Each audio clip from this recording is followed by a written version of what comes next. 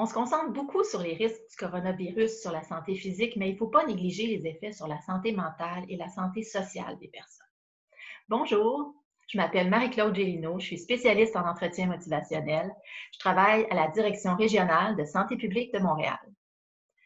Notre santé mentale dépend de plusieurs choses. Par exemple, bien dormir, voir ses amis, pouvoir compter sur ses voisins, sa famille, être actif physiquement.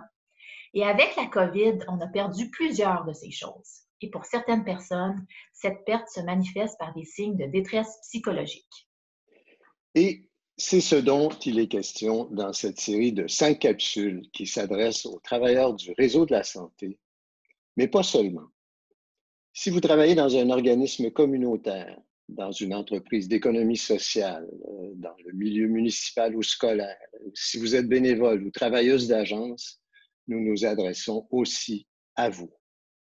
Je m'appelle Robert Perrault, je suis psychiatre et je travaille aussi à la Santé publique de Montréal. Dans votre travail, vous allez rencontrer des personnes dont la santé physique est détériorée, des citoyens irritables, des parents fatigués, des personnes en détresse, endeuillées ou même en dépression.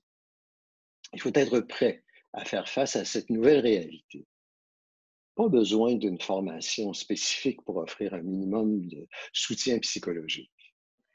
À travers cette série de capsules, on vous propose des outils facilement applicables dans le quotidien et très simples qui vont vous permettre d'offrir des premiers soins psychologiques aux personnes qui en ont besoin. Alors, voici le thème des 5 capsules.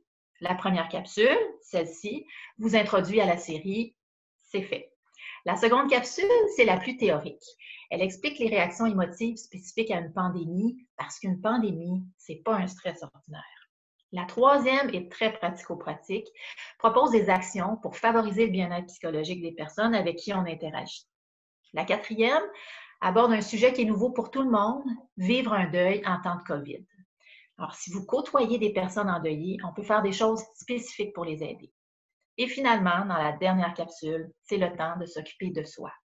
Ça use d'être au service des autres et être témoin de la souffrance. Alors, on termine avec des moyens de se protéger et de s'apaiser en tant qu'intervenant. Tout le monde peut offrir des premiers soins psychologiques sans formation ou compétences particulières. Il suffit de faire appel à sa sensibilité et à sa capacité de compassion. On se rejoint dans les prochaines capsules. Merci d'être là. À tout de tout de suite. suite.